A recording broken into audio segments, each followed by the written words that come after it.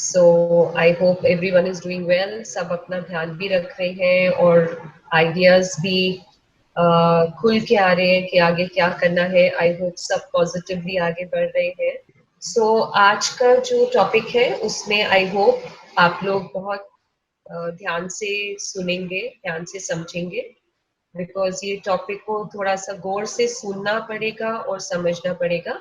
क्योंकि अब जैसे जैसे अनलॉक सिचुएशन आ रही है तो क्या हो सकता है और हमारे दिमाग में ऐसा कौन सा सोच है या फिर कंडीशनिंग है, जो ट्रेनिंग हमारे दिमाग में हुई हुई है वो कहाँ से आती है और वो आगे क्या कर सकती है, तो उसके ऊपर हमारे को गौर करना बहुत जरूरी है।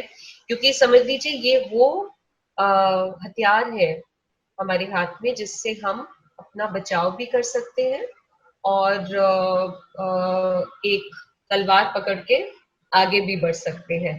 तो ये सोच बहुत जरूरी है, ये नॉलेज बहुत जरूरी है जो मैं आपके साथ शेयर करने जा रही हूँ। क्योंकि अब अनलॉक हो रहा है एंड गॉड विलिंग धीरे धीरे अनलॉक होगा और उसमें हम कैसे बाहर निकल सकते हैं, किस सोच से निकल सकते हैं और अपने में क्या बदलाव ला सकते हैं। So let's begin. हम कहते हैं ना कि कष्ट खत्म क्यों नहीं होते, तो इसी के ऊपर आज मैं चर्चा करना चाहूंगी, बात करना चाहूंगी आपसे। क्योंकि कष्ट इसीलिए खत्म नहीं होते क्योंकि हमारे जो माइंड है, हमारा दिमाग है, हमारी सोच है, वो उसकी ट्रेनिंग हुई हुई है। अब ये ट्रेनिंग कहाँ से आई, इसकी रिसर्च क्या हुई लेबोरेटरी में, मतलब आपके जो मनोवैज्ञानिक चिकित्सा है उसमें उन्होंने कैसे क्या क्या उनको मिला, क्या पता करा, बहुत ही हैरानी वाली चीजें है और बहुत ही खूबसूरत वे में आपको समझाया, हम सबको समझाया गया है, जिसमें सुनने में अच्छा भी लगता है, कुछ लिंक भी कर पाते हो, कोई जोड़ भी पाते हो आप कहानियां, वन ऑन वन जोड़ पाते हो कि अच्छा ऐसे होता है, तो उसमें कुछ अच्छी फीलिंग भी आती है और नॉलेज भी मिलती है। दो तरीके का एहसास होता है हमें, एक होता है कंडीशन और एक होता है अनकंडीशन। कंडीशन होता है, कंडीशन मतलब जिसकी ट्रेनिंग हुई हुई है कि हमारे को भूख लगी तो हम खाना खाएंगे, सामने खाना पड़ा है तो सुगंध आएगी, खुशबू आएगी, भूख लगेगी। तो ये कंडीशन है, ये हमारा दिमाग इसमें ट्रेन हुआ हुआ है। प्यास लगी है, पानी पीना है, तो ये हमारा बिल्कुल ट्रेन हुआ हुआ है दिमाग। एक है अनकंडीशनल एहसास। अनकंडीशन मतलब जिसमें हमारी ट्रेनिंग नहीं हुई थी। तो इसमें फॉर एग्जाम्पल ओके, एक डॉग है तो उसको मीट दे रहे हैं, ठीक है, तो उसके सामने मीट रखा और साथ ही में पैर कर दिया, जुड़ाव कर दिया घंटी बजने का, ठीक है, तो मीट उसके लिए बन जाता है अनकंडीशनल, कंडीशन कि हाँ मेरे को भूख लगी है, मेरे सामने खाना रख दिया। और जो घंटी है वो बन जाती है अनकंडीशन, जो हमेशा जरूरी नहीं है। अनकंडीशन माने कि मतलब जिसकी मुझे ट्रेनिंग नहीं दी गई है। लेकिन क्या होता है कि जो ट्रेनिंग दी हुई है और जिसकी ट्रेनिंग नहीं दी हुई है, जब ये दोनों चीजों को जोड़ दिया जाता है तो हमारे को एक मेमोरी हमारी स्ट्रांग हो जाती है। तो जैसे फॉर एग्जाम्पल कोरोना है, तो कोरोना में से हमने घर में रहना सीखा, तो एक हो गया कंडीशन, एक हो गया अनकंडीशन। अनकंडीशन क्या हो गया, बाहर डर है घर में रहो। अनकंडीशन क्या हो गया उसके साथ, मतलब जिसकी ट्रेनिंग नहीं दी गई है, और वो है बार बार न्यूज आना, बार बार हमारे को बार बार बताना कि ऐसे हो रहा है, ध्यान रखो, घर में रहो। तो क्या होता है कि जब भी आप बाहर निकलोगे तो आपके दिमाग में वो सारी बात रहेगी कि ऐसे करना है। तो अनकंडीशन ट्रेनिंग बेसिकली जो होती है, जिसकी ट्रेनिंग नहीं दी गई होती है, उसको एक और नाम देते हैं इंस्ट्रूमेंटल ट्रेनिंग कंडीशनिंग। तो इंस्ट्रूमेंटल मतलब कि बिल्कुल वैसे जैसे अगर एक नया फोन आता है तो उसके बटन दबाना हम सीखते हैं, और जब बार बार सीख लेते हैं, बार बार प्रैक्टिस करते हैं, तो हमारे को फोन चलाना आ जाता है। बिल्कुल वैसे हमारे ब्रेन की ट्रेनिंग होती है। आप जैसे रीड में भी ट्रेनिंग लेते हैं, तो ट्रेनिंग क्या होती है, रिपीटेड लर्निंग होती है, कि आपको एक लर्निंग ट्रेनिंग होती है, एक फेमिलियरिटी ट्रेनिंग होती है, अलग अलग की ट्रेनिंग होती है। तो अलग अलग की ट्रेनिंग क्यों है, वो डिपेंड करता है कि हर एक इंसान को क्या भाता है, क्या समझ आता है, हर एक इंसान की सोच में हर एक इंसान की ग्रास्पिंग पावर क्या है, उसके समझने की पावर क्या है। तो इसलिए अलग अलग तरह की ट्रेनिंग्स होती है। जैसे कभी आपकी 2 दिन की ट्रेनिंग होगी, कभी आपकी 1 हफ्ते की ट्रेनिंग होगी, कभी आपके 1 साल की ट्रेनिंग होगी। तो वो क्यों होती है? क्योंकि डिपेंड करता है, वो उस पर निर्भर करता है कि आप रीड जो है आपको कौन सी ऐसी स्किल सिखाना चाहता है जिसमें आपको लॉन्ग टर्म का बेनिफिट मिलेगा। अब इसके आगे एक और बात कहना चाहूंगी कि हमारी जो एक ट्रेनिंग होती है, उसको जो कंडीशन होती है उसको कहते हैं क्लासिकल कंडीशनिंग। क्लासिकल मतलब पुराने टाइम की जो ट्रेनिंग होती है, उसके बारे में मैं कुछ कहना चाहूंगी। तो जो पुराने टाइम की ट्रेनिंग होती है वो होती है कि माँ बाप ने आपको सुबह कैसे उठाया, आपको कैसे बताया अपना ध्यान कैसे रखना है, अपने मन सफाई का ध्यान कैसे रखना, कैसे खाना है, स्कूल कैसे जाना है, लोगों से बात कैसे करनी है।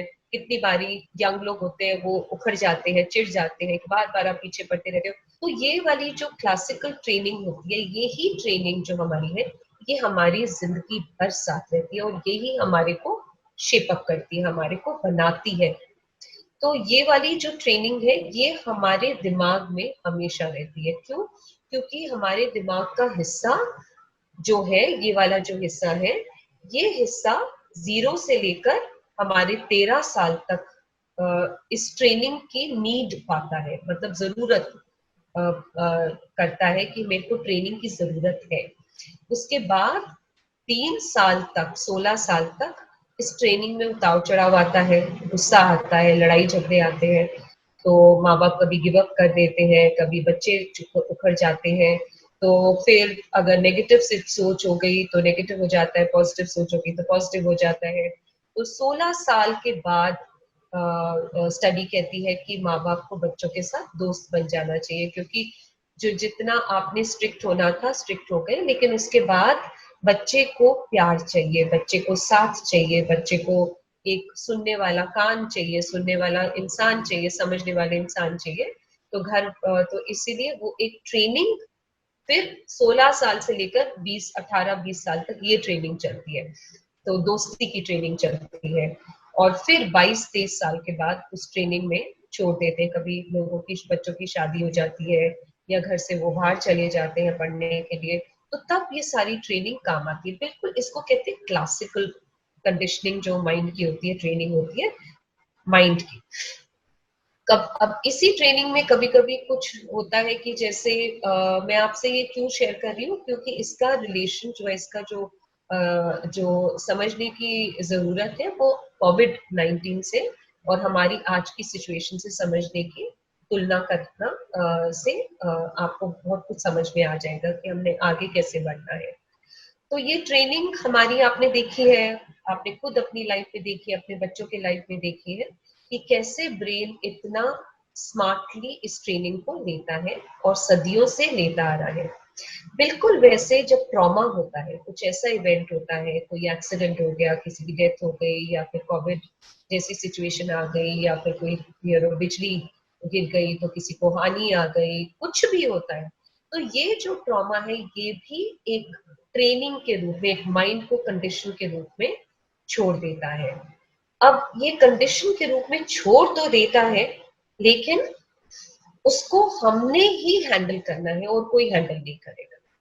अगर आप सोचे कि मैं हार गई, अब एक बहुत ही प्यारा एग्जाम्पल होता है, एक कपल का है जो जिसमें एक वाइफ ने बहुत ही ऊंच नीच देखकर अपने हस्बैंड के का साथ दिया और स्मार्टली साथ दिया।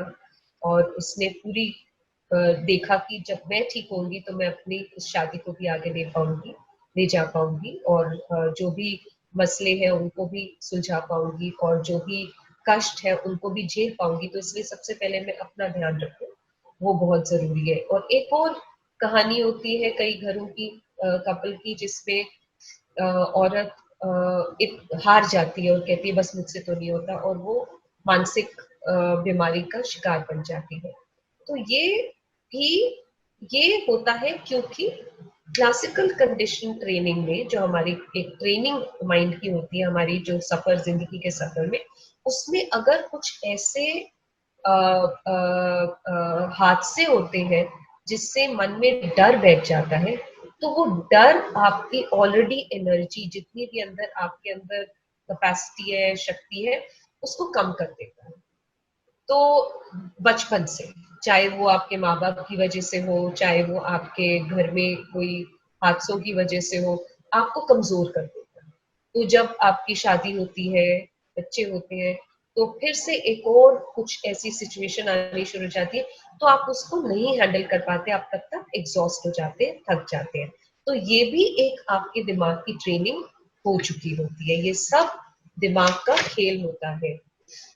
अब इस ट्रेनिंग को हमने ठीक कैसे करना है, अब इसके बारे में मैं बहुत ही खूबसूरत कुछ टॉपिक्स हैं, कुछ सॉल्यूशंस हैं, कुछ सुझाव हैं जो मैं आपके साथ शेयर करना चाहूंगी। दो टाइप ऑफ जिसे हम थेरेपी कहते हैं, और अगर थेरेपी नहीं करें तो जिसे हमें कहूंगी कि एक समझदारी ही बहुत है आप लोगों के लिए। कई लोगों के लिए अगर समझदारी के बावजूद भी ठीक नहीं हो रहे तो थेरेपी की जरूरत है, लेकिन अगर समझदारी बहुत है और थेरेपी की जरूरत नहीं है, तो आपको ये जो नॉलेज मैं दे रही हूँ, ये नॉलेज ही आपकी ताकत बन सकती है। क्योंकि जब भी कोई घटना हो, कोई प्रॉब्लम हो, तो आपको ये बातें याद रहेंगी, तो आप खुद ब खुद अपना ध्यान रख सकते हो। आपको कहीं पे जाने की जरूरत नहीं है, किसी थेरेपिस्ट के पास जाने की जरूरत नहीं है, कोई दवा खाने की जरूरत नहीं है, क्योंकि आप में वो शक्ति है। ये शक्ति बहुत जरूरी होती है, जो हम मेडिटेशन से भी करते हैं, जो मैंने आपको पहले भी बहुत सारे बातें बताई थी कि कैसे हम अपनी बुद्धि को जागृत करके हम अपने कष्टों से छुटकारा पा सकते हैं और कष्टों के साथ जी सकते हैं स्मार्टली। ओके, तो एक सोल्यूशन है, उसको कहते हैं फ्लडिंग। फ्लडिंग मतलब बिल्कुल बाढ़ जैसे आ जाना, बाढ़ की तरह, मतलब अपने आप को पुश करना, अपने आप को जबरदस्ती उसी सिचुएशन में लेके जाना जिससे सिचुएशन से डर लगता है। जैसे कि अगर किसी को पानी से डर लगता है, तो आप घर में किसी का साथ लेकर आप बोल सकते हो कि मैं जरा स्विमिंग पूल या किसी नदी में थोड़ा सा तैरना चाहती हूँ, तैरना चाहता हूँ, तो वहां खड़े रहो, क्योंकि मेरे को अब पानी के डर से हटना है। तो इसको फ्लडिंग कहते हैं कि और अगर किसी चीज से समझ लीजिए, फ्लडिंग का एक और मतलब होता है अपने आप को जबरदस्ती उस डर के पास ले जाने का एक और मतलब होता है कि आप किसी और पेयरिंग, जैसे हमने घंटी और खाने का किया था एक डॉग के साथ, बिल्कुल वैसे आप अपने डर, अगर पानी से डर लगता है तो उसकी पेयरिंग किसी और ज्यादा उस सिचुएशन के डर से कर लो जिस सिचुएशन से आप निकल चुके हो। समझ लो कि कभी कोई एक्सीडेंट देखा होगा और बहुत ही प्रॉब्लम से आप निकले हो, तो आप जब उसके बारे में सोचोगे, तो आप उसको पेयर करोगे, तो आपको फिर जो ये वाला डर है पानी का, ये आपको कम महसूस होना शुरू हो जाएगा। तो ये वाली सोच डालकर कि पुराना ऐसा कौन सा बड़ा हादसा हुआ जिस हादसे से अगर मैं निकल गई या निकल गया, तो ये पानी का डर तो कुछ भी नहीं। तो ऐसे तुलना करने से हम अपने डर से निकल सकते हैं। एक तो ये, इसको कोरोना से कैसे करना है वो मैं बाद में बताऊंगी, अभी मैं सिर्फ आपको थोड़े से सुझाव दे रही हूँ जो हमारी थेरेपी में हमारे को सिखाया जाता है। दूसरा है, इसको अंग्रेजी में कहते हैं सिस्टमैटिक डिसेंसिटाइजेशन। तो ये जो सिस्टमैटिक मतलब सोच समझ के हम अपने अंदर की कमजोरी को ताकत में बदलते हैं, सोच समझ के।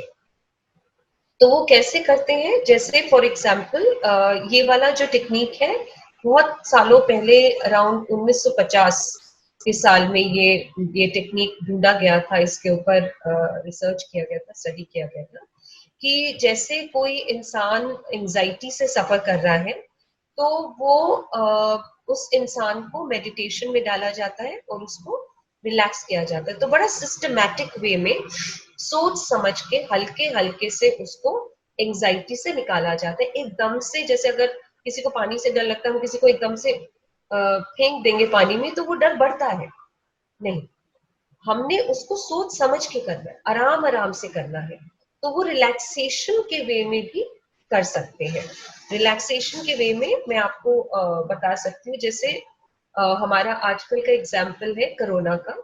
तो कोविड का और सेफ होम का मैं आपको जो रिश्ता है वो बताती हूँ। जैसे ये वाला जो प्रैक्टिस हमारे को क्या कराया जा रहा है कि कोविड को सुनते ही हम सब घर के अंदर घुस के बैठ गए। अभी धीरे धीरे कुछ सुनने को आ रहा था, हम डर के मारे बैठ गए। अब डर हमारा, अगर गवर्नमेंट न्यूज हमारे को इस डर में नॉलेज नहीं देती तो हम, हमारे लिए ये डर एक मिस्ट्री बन जाता, एक ऐसी घटना बन जाती जो डर कभी जाता नहीं। तो इसीलिए सबसे पहले हमारे देश ने, हमारे कंट्री हेड ने, हमारे प्राइम मिनिस्टर ने हमारे को रिलैक्स कराया, हमारे को घर में बंद कराया।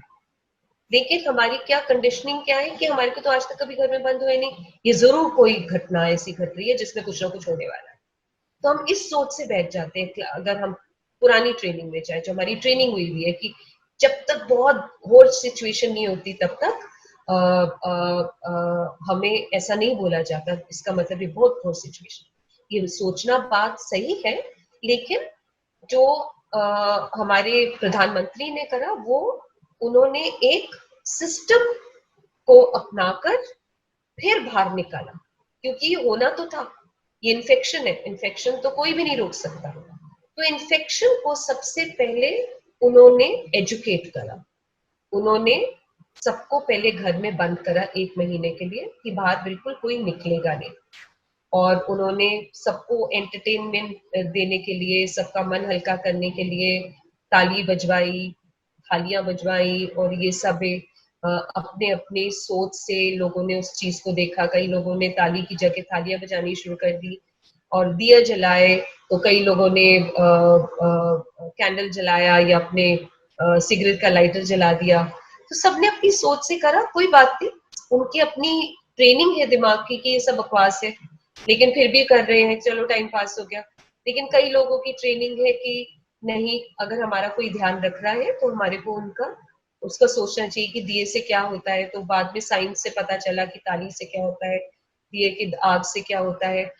तो जब हम अपनी पुरानी ट्रेनिंग से नई ट्रेनिंग लेते हैं और नई ट्रेनिंग में अपने माइंड को ओपन रखते हैं तो बहुत कुछ सीखने को मिलता है, क्योंकि कोई भी अपना वक्त नई ट्रेनिंग में जाया नहीं करेगा।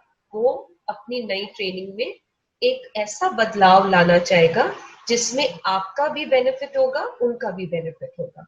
तो ये नई ट्रेनिंग उन्होंने हमारे लिए करी कि कैसे जब ये बढ़ेगा तो आपको बाहर कैसे निकलना है।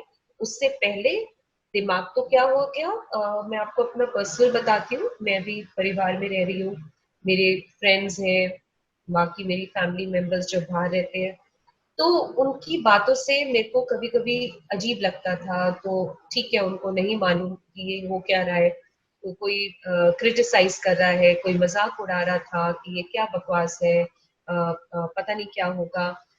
तो हम लोग साइकोलॉजिस्ट, थेरेपिस्ट इस कंडीशनिंग माइंड को, क्लासिक कंडीशनिंग को समझ पाए कि ये हो क्या रहा है। हम लोग शांत थे। तो यहाँ पे जिन जिन को मैं समझा पाई अपने परिवार में, अपने फ्रेंड्स को, तो उनको थोड़ा समझ आया कि, फिर मैंने उनको यही समझाया कि दिमाग बदलने में सबसे पहले 3 महीने की प्रैक्टिस होती है, तब जाके दिमाग बहुत समझ लीजिए 90 से 180 डिग्री तक बदलता है।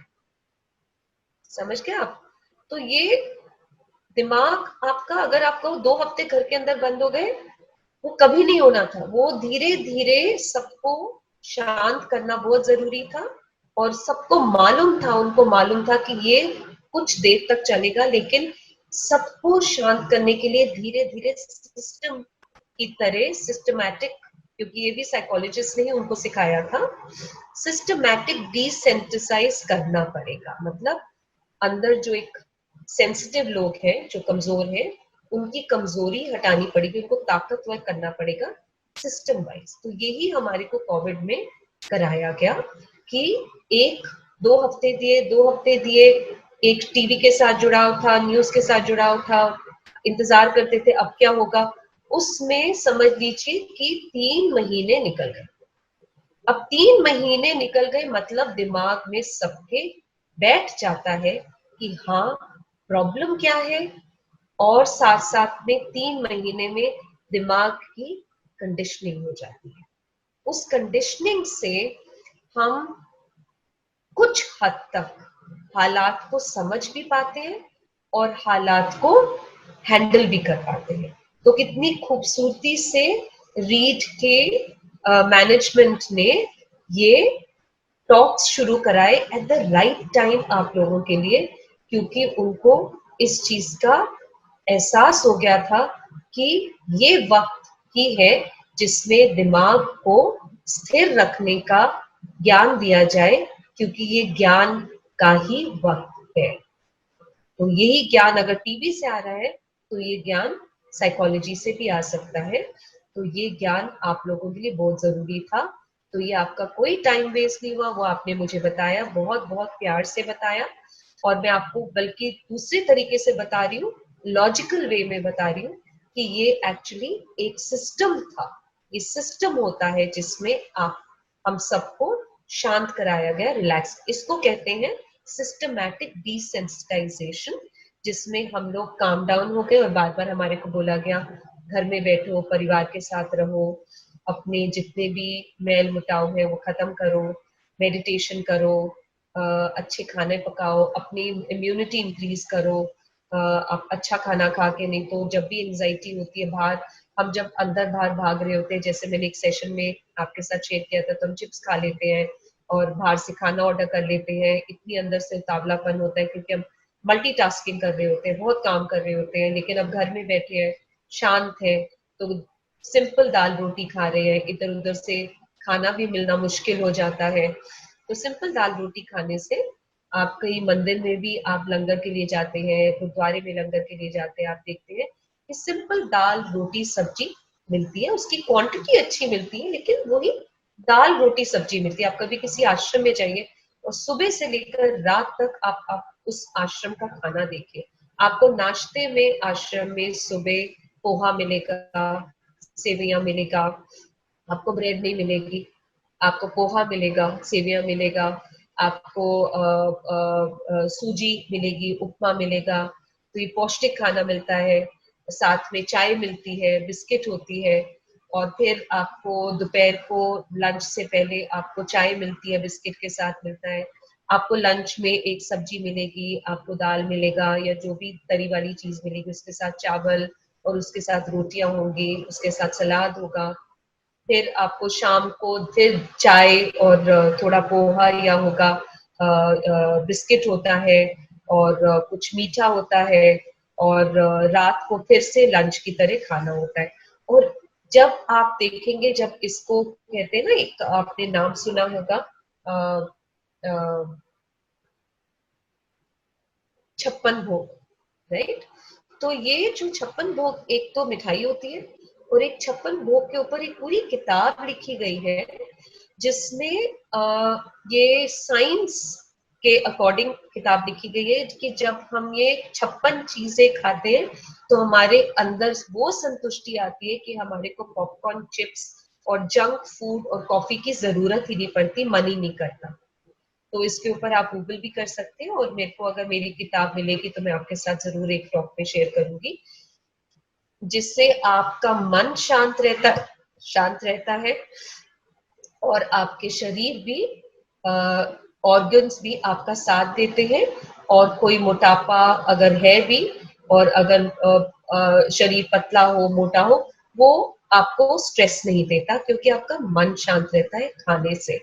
तो इसके इससे भी आपका मन और वातावरण शांत हो जाता है। जब मन शांत है तो वातावरण शांत, क्योंकि आपको खाने से संतुष्टि मिली। संतुष्टि मिलने से आपका वातावरण शांत हो गया। तो आप अपने माइंड की कंडीशनिंग ट्रेनिंग को आप नया ट्रेनिंग दे रहे हैं कि आप हर उस खाने को वक्त दे रहे हैं। एक तो जैसे मैंने आपको बुद्धा की कहानी सुनाई थी, एक और कहानी सुनाऊंगी आज। तो जिसमें बुद्धा ने वो नारंगी छीली थी और उसमें कह रहे थे कि जो आप खा रहे उसको वक्त दो। नहीं तो जब कोविड डेज नहीं थे तब हम खाना खाते हुए मम्मी जल्दी से परांठी पैक कर दो, मुझे जाना है, या फिर जल्दी से खाना पैक करो, रास्ते में खाती जाऊंगी।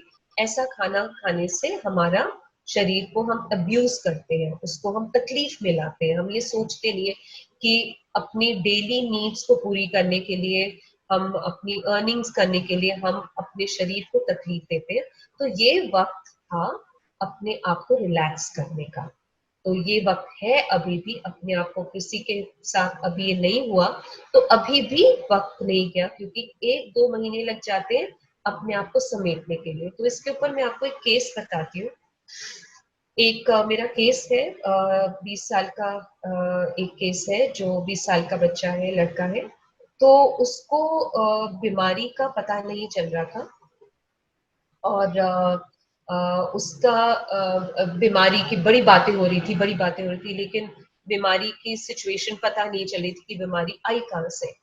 तो फिर पता चला कि एक सेशंस के थ्रू पता चला, दवाइयां चल रही थी और बहुत मैंने, और वो बेचारा बोल भी नहीं पा रहा था। तो अब जाके उसने 2-3 सेशन से बोलना शुरू किया और अब उस बीमारी का कारण भी पता चल गया है। तो वो बीमारी का कारण क्या था कि 12वीं कक्षा में उसकी जो अध्यापिका थी, अध्यापक थे, और 11वीं-12वीं में उसने अपना स्कूल बदला था। और स्कूल बदलने में, क्योंकि उसने दूसरा बोर्ड लिया था, उसने अमेरिका जाना था, तो उसने दूसरा बोर्ड लिया। तो पहले वाले स्कूल में वो बहुत अच्छी स्कोरिंग ले रहा था। नए स्कूल में बोर्ड बदलने की वजह से उसको नए स्कूल में जाना पड़ा। तो उसने 11वीं कक्षा में बहुत अच्छा किया, लेकिन 12वीं कक्षा में एक तो स्टडी का प्रेशर बहुत ज्यादा था, और अध्यापिकाओं का जो बिहेवियर था, क्योंकि वो भी प्रेशर में आ रहे थे, अध्यापिकाओं का जो बर्ताव था वो उसके ऊपर से बहुत ज्यादा प्रेशर उसको दे रहे थे। वो सही नहीं था, क्योंकि अध्यापक भी प्रेशर के अंडर थे, क्योंकि माँ बाप से भी, पेरेंट्स से भी बहुत प्रेशर था उनको। तो ये सारा प्रेशर जो था उसको तकलीफ में वो आ गया। लेकिन क्योंकि उसने अमेरिका जाना था, उसके अंदर एक नीड थी, उसके अंदर एक चाह थी, उसने बोला कि मैं ये बोर्ड एग्जाम पास करके रहूंगा। तो इसके में क्या हुआ, उसका ये पता अब चला है। तो क्या होता है, उसने मुझे बताया कि मैं एग्जाम दे दिया और अगस्त में, मतलब मार्च अप्रैल में एग्जाम दे दिया और अगस्त में वो बीमार हो गया। तो फिर उसको मेरे को बताना पड़ा कि क्यों बीमार हुआ। क्योंकि क्या होता है कि प्रेशर में, जैसे आपके भाग दौड़ में कोविड से पहले, प्रेशर में हम लोग अपने जो डेली नीड है, जैसे शांति, रिलैक्सेशन, मेडिटेशन, और नॉर्मल वे में सांस लेना, नॉर्मल वे में उठना बैठना, खाना खाना, खाना खा के उठना, हाथ धोना, हम वो नहीं करते, क्योंकि हमारे को कुछ और करना है जल्दी से। तो जाने अनजाने में हम अपनी जो नीड है, जो जरूरत है, और क्योंकि वो जरूरत हमारी भावनाओं को भी असर करना शुरू कर देती है, तो हम उसको दबाना शुरू कर देते हैं।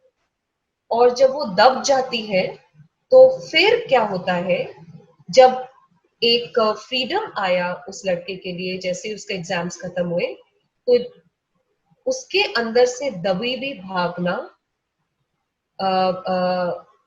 ऑलरेडी एक जंग बन गई थी, वो बन जाती है और वो बीमारी में बदल जाती है, और वो ही उसके साथ हुआ। तो बिल्कुल वैसे आप देखेंगे कि बहुत फैमिलीज में आज कोविड की वजह से, जैसे घर में बैठे, पहले 1-2 महीने तो अपने आप को संभालने में लगते हैं, अपने आप को हैंडल करने में लगते हैं, क्योंकि कहीं पे किसी की पीठ दर्द हो रही है, किसी की टांगे दर्द हो रही है, किसी को डिप्रेशन आ रहा है, क्योंकि ये कोई नहीं समझ रहा कि ये जो हमारा माइंड ट्रेनिंग हुई हुई थी उसमें हम आगे बढ़ रहे थे, क्योंकि हमारे को सिखाया गया है बस बढ़ो आगे, काम करो, सोचो मत। उसमें हम अपने आप का ध्यान नहीं रखते। तो उसके बाद जब ऐसा वक्त आता है तो हमारा शरीर हमारे को हमारी रियलिटी जो ट्रूथ है वो बताना शुरू कर देती है। इसलिए बहुत लोगों को डिप्रेशन हो गया है इसकी वजह से। तो ये डिप्रेशन इसलिए नहीं है कि चार दीवारी में आप हैं, ये इसलिए क्योंकि आप रिलैक्स कर रहे हैं और आपके अंदर दबी हुई भावनाएं बाहर निकल रही है। तो इसीलिए 2 महीने इस चीज को हैंडल करने में होते हैं और तीसरा महीना आप इस चीज को हैंडल करना शुरू कर देते हैं और आपके अंदर एक सोच अपने आप आ जाती है मेडिटेट करके। आपकी आपके आपके लिए इन टॉक्स को लेकर, जो ये टॉक्स नहीं सुन रहे उनको भी अपने आप ऑटोमेटिकली उनका ब्रेन उनका बताना शुरू कर देता है कि मेरे को अब कैसे अपने आप को हैंडल करना है। तो 3 महीने के बाद जाके ये हमारा दिमाग थोड़ा सा रिलैक्स होना शुरू होता है और उसके बाद धीरे धीरे हमारा डर भी खत्म होना भी शुरू हो जाता है और डर के अंदर डर की जगह हम ज्ञान डालकर अपने आप को धीरे धीरे घर से निकालना शुरू कर देते हैं। एक तो ये बात है। दूसरा, एक और उदाहरण मैं देना चाहूंगी। जैसे मेडिटेशन के ऊपर जो ये 3 महीने 4 महीने हम अंदर बंद रहे हैं, तो एक और रास्ता है डर का हटने का। उसके ऊपर एक बहुत ही प्रैक्टिकल उदाहरण जो आप सब जानते भी हैं उसको मैं आपकी नॉलेज में लाना चाहूंगी। वो है जो साधु संत होते हैं। अब साधु संत का हमारी फील्ड में देखा गया है कि जरूर कोई ना कोई मानसिक प्रॉब्लम रही होगी जिसकी वजह से उन्होंने इस रास्ते को अपनाया। तो हमारे ट्रेनिंग में साइकोलॉजी मनोविज्ञान ट्रेनिंग में हमारे को बोला भी जाता है कि बुद्धा अगर इस युग में आते तो जरूर मेंटल हॉस्पिटल में उनको बोलते जाने के लिए, क्योंकि उनको भी डिप्रेशन था, उनको भी वो हर बात पे रो पड़ते थे, उनको सच्चाई ढूंढने का अंदर से एक उतावलापन था। लेकिन वो कहते हैं, स्क्रिप्चर्स कहते हैं वो भगवान के रूप थे हमारे लिए, हमारे को कुछ सिखाने आए थे जो सच है, जो सही है, बिल्कुल सही है। तो लेकिन उसमें उन्होंने कैसे किया, बिल्कुल एक साधारण इंसान रहकर किया। तो उसमें जैसे बाकी साधु संत होते हैं उनका मैं उदाहरण बुद्धा के उदाहरण में देना चाहूंगी कि उनके अंदर डिप्रेशन था, उनके पास किसी चीज की कमी नहीं थी। तो जैसे आप हम सब कोविड में रिलैक्स होके घर में बैठ गए और हमारे अंदर डर आ गया और उस डर से हम एकदम से घबरा गए, कोई डिप्रेशन में आ गया, कई लोगों ने लड़ना झगड़ना शुरू कर दिया। और उससे क्या होता है कि हम अपने माइंड में एक और कंडीशन डालते हैं, ट्रेनिंग डालते हैं डर का। जो डर अगर हमारे माइंड में कंडीशन हो गया, ट्रेनिंग आ गई, तो हम सिर्फ डर की ही सिचुएशन को हम अपने सामने लाएंगे। तो इसलिए डर को हमने हटाना है। कैसे? तो वो एक जो कहानी है, जो बिल्कुल सही कहानी है, उसको हमारे जो रिसर्चर्स है जिन्होंने पीएचडीज भी करी हुई है, उन्होंने इस बात को ढूंढ कर इसको सही बोला है कि जब बुद्धा पेड़ के नीचे बैठे और उनकी जागृति होने से बिल्कुल पहले बहुत तूफान आया था, बहुत ऐसी ऐसी चीजें हुई थी। ये मैंने आपसे पहले शेयर किया था शुरू शुरू में, लेकिन उसका इससे कंडीशन माइंड से बहुत जुड़ाव है। तो उनके अंदर भी एक डर आ रहा था जी कि तूफान आ रहा है, मुझे कुछ हो सकता है, या फिर मैं ये क्या कर रहा हूँ, मैं वापस अपनी फैमिली के पास चला जाता हूँ, मैं क्यों अपना दिमाग खोऊं इन चीजों के लिए, तो मेरे पास किसी चीज की कमी है क्या। लेकिन उन्होंने अपने मन को स्थिर रखा और कंट्रोल करा। हम 1 घंटा चौकड़ी मार के भी नहीं बैठ सकते। आप खुद कोशिश कीजिए कि आप कभी आंखें खोलेंगे, कभी आप अपना फोन देखेंगे, कभी आप उठ के जरा पानी भर लेंगे, कभी आप कहेंगे कि अच्छा उठ के मैं ये कर लेती हूँ, बाद में बैठ जाऊंगा। आप 1 घंटा नहीं बैठ सकते। तो ये जो साधु संत हैं या बुद्धा है, उन्होंने मन को स्थिर अपने योग से किया। तो जब योग है हमारे पास तो दवाइयों की क्या जरूरत है ना। तो योग वो होता है जिसमें आप अपने पूरे शरीर को, meditation is also yoga, meditation भी एक योग है, योगा है। तो जब आप अपने चौकड़ी मारकर क्रॉस लेग बैठेंगे तो आप एक योग कर रहे होते हैं, उसमें उठना नहीं होता, वो भी एक एक्सरसाइज है, क्योंकि वो आपके पूरे नर्वस सिस्टम को ट्रेनिंग दे रहा है, कंडीशन कर रहा है, शांत हो जाओ, चुप हो जाओ, स्थिर हो जाओ। लेकिन आपका दूसरा जो क्लासिक कंडीशन, जिसकी आपकी कंडीशनिंग हुई हुई है पहले की, वो बार बार कहता है उठो, काम करो, ये करो, वो करो, वो गलत है, उसको क्रॉस कर दो। अब जो आपका कोविड सिचुएशन है, इसमें आपने अपने मन को स्थिर करना है, ना कि डर के लिए बल्कि डर को भगाने के लिए। क्योंकि मेडिटेशन, इस वक्त आप मेडिटेशन को करेंगे, योग करेंगे, तो आप बिल्कुल वैसे डर को से छुटकारा पाएंगे जैसे साधु संत। मानसिक प्रॉब्लम होती क्या है? मानसिक प्रॉब्लम होता ही डर है, जहाँ पे आपको कंपकपाहट होती है, दिल धड़कता है, ऐसे लगता है कोई तूफान आ जाएगा, कहीं आग लग जाएगी, कोई मुझे मारने को आ रहा है, एक्सेट्रा एक्सेट्रा। तो यही मानसिक प्रॉब्लम होती है, मन घड़त कहानियां दिमाग में आनी शुरू हो जाती है। लेकिन अगर आपका मन योग से स्थिर हो जाएगा और आपकी जो ट्रेनिंग आपकी ब्रेन में हुई हुई है, आप उसको इंस्ट्रूमेंटल ट्रेनिंग दे देंगे, मतलब आप सिस्टमैटिक ट्रेनिंग दे देंगे। जिसमें इंस्ट्रूमेंटल ट्रेनिंग क्या होती है? जो टीचर्स अपने बच्चों को शुरू से सिखाती है। इंस्ट्रूमेंटल ट्रेनिंग होती है जैसे एक चूहा है, चूहेदानी होती है, राइट? चूहेदानी एक साइकोलॉजिस्ट है, उन्होंने, मिस्टर स्किनर है, उन्होंने चूहेदानी का कॉन्सेप्ट बनाया। तो चूहेदानी क्या होता है? चूहेदानी के अंदर एक लीवर होता है, लटका हुआ एक पीस होता है, उस पे हम खाना डालते हैं। तो चूहेदानी का डब्बा रखा और मिस्टर स्किनर ने चूहे को डब्बे के सामने, पहला डब्बा रखा, लीवर रखा और खाना दूर तक रखा, ताकि चूहे की नजर वहां रहे। चूहा 1 मिनट आगे बढ़ा तो स्किनर ने, एक्सपेरिमेंट जो कर रहे थे, उन्होंने चूहे को छोटा सा खाना दे दिया। चूहे को अच्छा लगा, फिर उन्होंने खाना थोड़ा और आगे रखा, फिर चूहे ने आगे जाके वो खाना फिर से खाया, उन्होंने और आगे रखा, फिर खाया, और फिर जाके चूहे ने लीवर जो खींचना था वो खींचा, और फिर उसको फिर से ट्रीट मिल गई, रिवॉर्ड मिल गया खाने का। इसको कहते हैं इंस्ट्रूमेंटल, मतलब आपके हाथ में है कि आप एक इंसान को कैसे ट्रेन करते हो।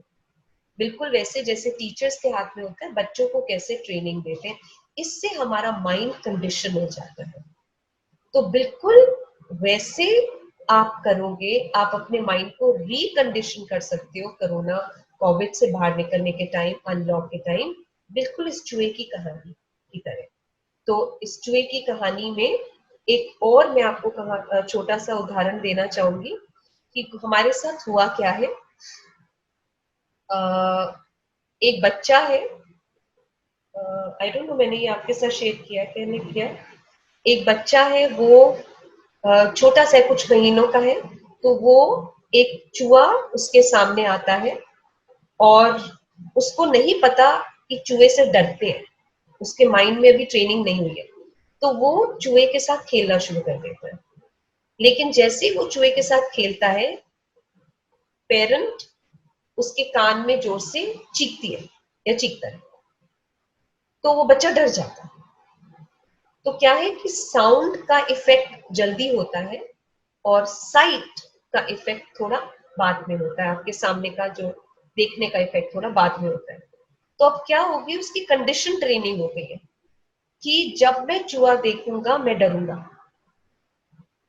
तो ये चीज भी हमारे कोविड में हमारे को सिखाई गई।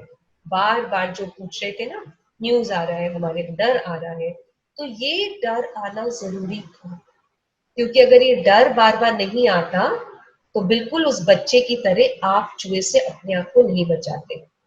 ये डर आपको, आपसे, आपके काम को नहीं छीन रहा, ये डर आपके काम से आपको दूर नहीं कर रहा, ये डर कोई गवर्नमेंट में कोई चीटिंग नहीं चल रही है, ऐसा जो होता है वो पॉलिटिक्स में मैं नहीं जाना चाहती, लेकिन ये डर बार बार न्यूज में दिखाया जाता है जानबूझ के, ताकि आप बिल्कुल इस बच्चे की तरह कि वो चूहा आएगा तो आप डरे और रोए, बिल्कुल वैसे कि आपको इस वक्त बाहर फूक फूक के कदम उठाना है, क्योंकि कोविड के नाम से दहशत है।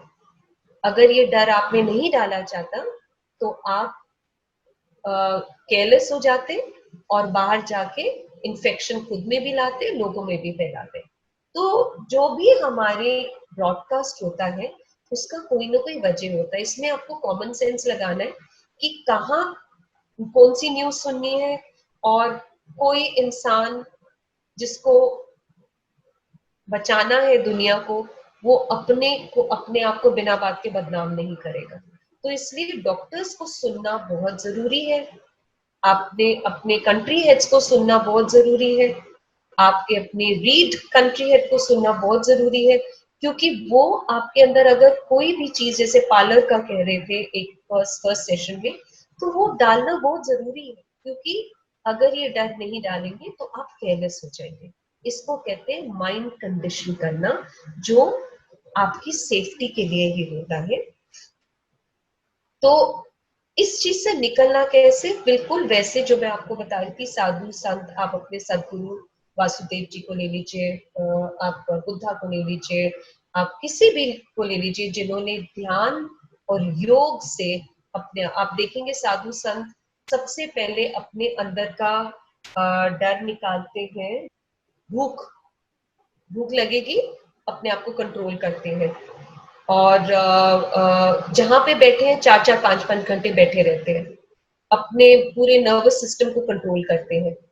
तो ये जो कंट्रोलिंग का योग होता है, इससे आपके माइंड जो ट्रिकी होता है, जो शैतानी होता है, आपको बार बार कहता है ये करो वो करो, वो हारना शुरू कर देता है। जब वो हारना शुरू कर देता है तो आपका अब जो आपका माइंड ट्रेन हो रहा है, मैं आपको ये पार्टिसिपेंट्स को बताना चाहती हूँ, अब जो आपका माइंड ट्रेन हो रहा है, ये माइंड ट्रेन आपके अच्छे के लिए है, इसमें कोई बुराई नहीं है, इसमें आप बुराई को ढूंढिए भी नहीं और छांटिए भी नहीं, और बिना बात के पॉलिटिक्स भी मत कीजिए, क्योंकि आप इसमें सिर्फ अपना फायदा देखिए, क्योंकि अगर है अंदर तो इसमें आप अपना सिर्फ फायदा देखें कि कैसे मैं अपने माइंड को अब रिकंडीशन करूं, जिसमें मैं, जो आपने एहसास किया, जो महसूस किया, आई एम श्योर सबने महसूस किया कि कितना मुश्किल है चार दीवारी में रहना, ऐसा नहीं होना चाहिए, बल्कि हर इंसान को हर मौसम को का सामना करना आना चाहिए। उसी में समझदारी है और उसी में तरक्की है, उसी में सक्सेस है, उसी को हम कहते हैं बुद्धि से काम लेना। अब इसको लास्टली कहना चाहूंगी एंड में कि करना कैसे है, वो ऐसे करना है, उसके दो तरीके हैं, इसको कहते हैं शेपिंग और चेनिंग। शेपिंग होता है अपने आप को रीशेप करो, इस ज्ञान से, मेडिटेशन से अपने आप को, माइंड को स्थिर करना है, तो सबसे पहले अपने शरीर को स्थिर करो। तो जैसे अब ड्रग्स होते हैं, अल्कोहल होता है, तो हम सिखाते हैं पेशेंट्स को, पेशेंट्स की फैमिली को, कि बिल्कुल वैसे माइंड कंडीशन हुआ है कि जो भी ड्रग्स लेता है, जो भी अल्कोहल लेता है, वो किसी न किसी वजह से लेता है, या तो उसके घर में कोई तंगी है, या फिर उसके दिमाग में कोई तंगी है, या घर में कोई लड़ाइयां हो रही है, या फिर उसका कॉन्फिडेंस लेवल लो है, कोई ना कोई वजह होता है जिसकी वजह से वो बिल्कुल उस चूहे की तरह या फिर उस डॉग की तरह कि मेरे को खाना खाना है, मेरे को वहां जाना है, तो बिल्कुल वैसे अगर आप खाना ही हटा देंगे और घंटी बजाएंगे तो फिर भी उसको खाने का याद आया था, क्योंकि खाना और घंटी इकट्ठे हुआ था।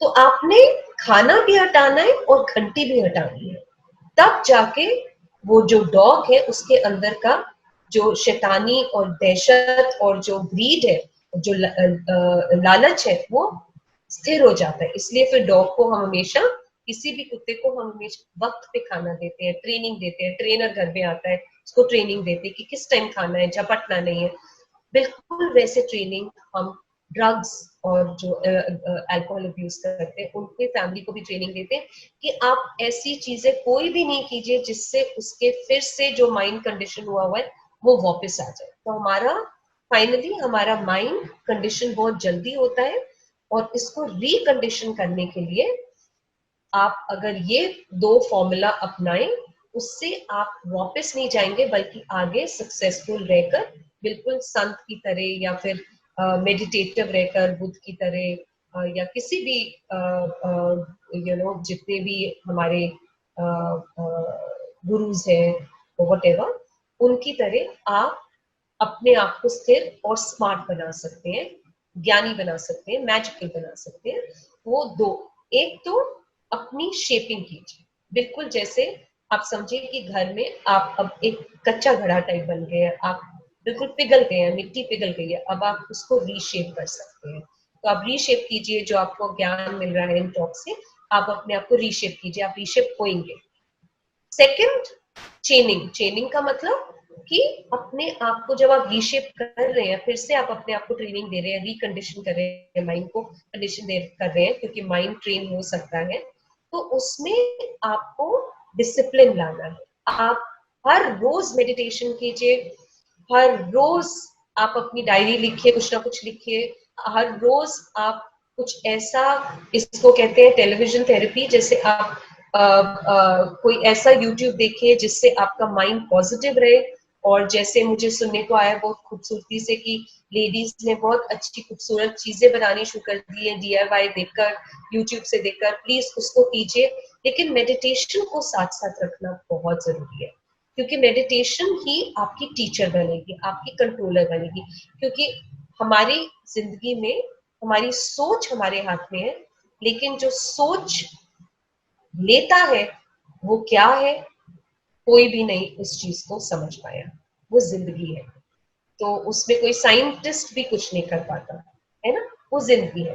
तो जैसे मैंने आपको बताया था कि जो हम कारण और उसका जो असर होता है, प्रभाव होता है, law of cause and effect, जो एक नियम होता है, उसकी तरह जो बाहरी ताकत है उसको कोई नहीं समझ पाया, इसलिए उसको हम कुछ नहीं कर सकते। अपनी सोच को आप ठीक रखेंगे तो बाहरी ताकत आपका उसी के अकॉर्डिंग आपका साथ देगी। अगर गलत सोच है तो बाहरी ताकत वही आपका बोलेगी यस सर, जैसे आप बोले, और अगर आप अच्छी सोच रखेंगे तो बोलेगा यस सर, जैसे आप बोले।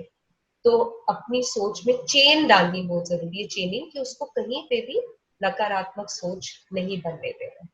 ठीक है, तो इसको कहते हैं कंडीशनिंग, कि हमारा माइंड बचपन से कंडीशन होके आया है, कोविड ने हमारे को हिला दिया है।